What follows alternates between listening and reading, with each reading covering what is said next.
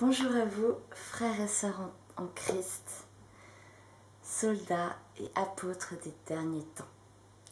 En ces temps de confusion, j'ai trouvé utile de vous parler d'un passage dans les exercices spirituels d'Ignace de Loyola. Alors ça c'est un peu compliqué, hein. En général il faut se faire accompagner pour faire les exercices spirituels parce que c'est assez complexe. Mais il y a un chapitre qui nous dit comment, qui nous aide quand on doit prendre une décision difficile. Et j'ai pensé qu'en ces temps de troubles, de confusion générale, ça pourrait aider certaines personnes. Peut-être par rapport au vaccin, certaines personnes qui peuvent encore se demander est-ce qu'elles doivent le faire ou pas, ou pour toute autre question importante. Donc Ignace de Loyola nous y aide et nous donne des conseils. Je trouve ça très intéressant. Donc il y a deux méthodes. Donc première méthode pour faire une bonne et sage élection. Donc c'est une méthode qui consiste en 6 points. Donc le premier point, vous devez vous représenter l'affaire dont il s'agit de délibérer. Par exemple, pour un emploi, pour un bénéfice, faut-il l'accepter? Faut-il le refuser? Ou pour le vaccin, ou pour... voilà. Ainsi de toutes les autres choses qui peuvent être l'objet d'une élection et dont le choix est sujet à la variation. Le deuxième point, se mettre devant les yeux la fin de sa création, c'est-à-dire la fin de votre vie, et bien s'en pénétrer. Donc voilà, vous visualisez votre problème, votre question, et ensuite vous visualisez la fin de votre création. Elle consiste à se sauver par les moyens les plus propres à procurer la gloire de Dieu. Ensuite, se mettre et se tenir dans un parfait équilibre sans pencher plus d'un côté que de l'autre. Donc voilà, il ne faut pas essayer de... Voilà, même si on a une préférence pour un des deux côtés, non, essayez vraiment de garder un équilibre. Également prêt à rejeter ou à adopter la chose proposée et dans la disposition de se décider à l'instant pour le parti qu'on reconnaîtra le plus avantageux pour la gloire de Dieu et pour son propre salut. Donc ne pas s'attacher, vraiment c'est lâcher prise. Vous lâchez prise et vous vous concentrez sur ce qui rendra la plus grande gloire à Dieu et ce qui sera le plus propre à sauver votre âme. Troisième point, supplier la bonté de Dieu d'éclairer notre esprit et d'inciter, de pousser lui-même notre volonté du côté que nous devons choisir. Cependant, après cette prière, même fervente et sincère, consultez notre raison.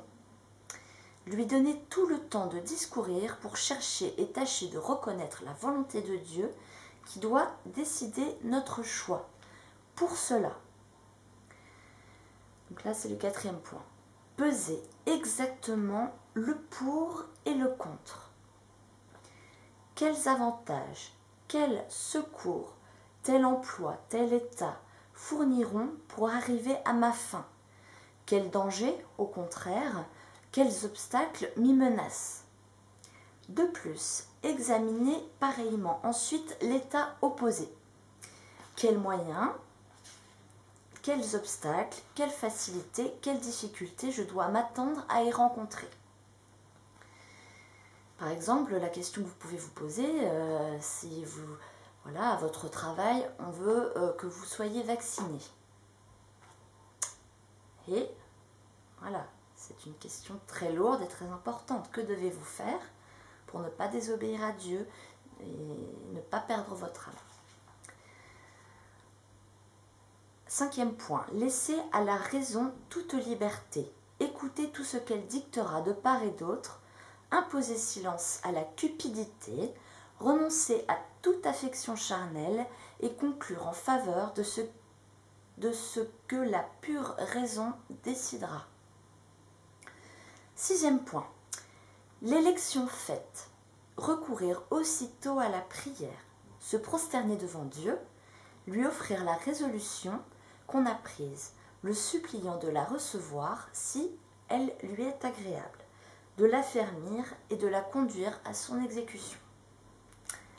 Voilà. Ensuite, seconde méthode pour faire un bon choix.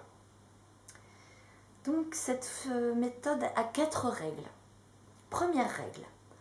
Comme toute élection doit se faire par une affection pure et vraiment céleste de l'amour de Dieu, il faut que celui qui a un choix à faire commence par entrer au-dedans de lui-même, à sonder profondément son cœur pour examiner tout ce qu'il y a, soit peu, soit beaucoup, d'attrait et d'inclination à l'égard de la chose sur laquelle roule la délibération.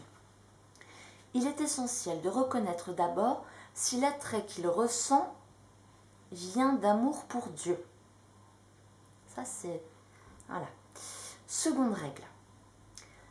Si quelqu'un de mes plus intimes amis, en qui je désirerais toutes sortes de perfections, avait le même choix à faire, et que ne sachant à quoi se déterminer, il vint me consulter, que lui conseillerais-je pour la plus grande gloire de Dieu et la plus grande perfection de son âme? Ce que je lui conseillerais, il n'est pas douteux que ce ne soit ce à quoi je dois me déterminer moi-même. Ça, c'est pas mal, je trouve ça aide bien, ça aide même beaucoup. Que conseillerez-vous en toute charité à votre meilleur ami? Voilà, ça peut vous aider à faire le choix pour vous. 3e règle. Si j'étais à l'article de la mort, de quelle manière voudrais-je m'être comporté dans la délibération présente? C'est, sans contredit, la manière dont je dois à présent me comporter. Ça, c'est pareil, je trouve ça super. Ça aide vraiment à faire une sage délibération, un choix éclairé. Vraiment, je trouve ça très utile, très éclairant. Voilà, que feriez-vous? Comment auriez-vous voulu agir si vous étiez à l'article de la mort concernant cette décision? 4e règle. Lorsque je serai cité au tribunal de Dieu pour y être jugé, comment voudrais-je m'être déterminé sur cette affaire? Il est évident que c'est la détermination que je dois prendre aujourd'hui. Remarquez enfin qu'après avoir suivi exactement ces 4 règles pour la plus grande assurance de mon salut éternel et la sécurité de ma conscience, je dois, suivant le dernier point de la méthode précédente, faire mon élection et l'offrir à Dieu en le suppliant de l'agréer et de la confirmer. Et voilà. Voilà donc 2 méthodes pour vous aider à faire une sage élection, à prendre une sage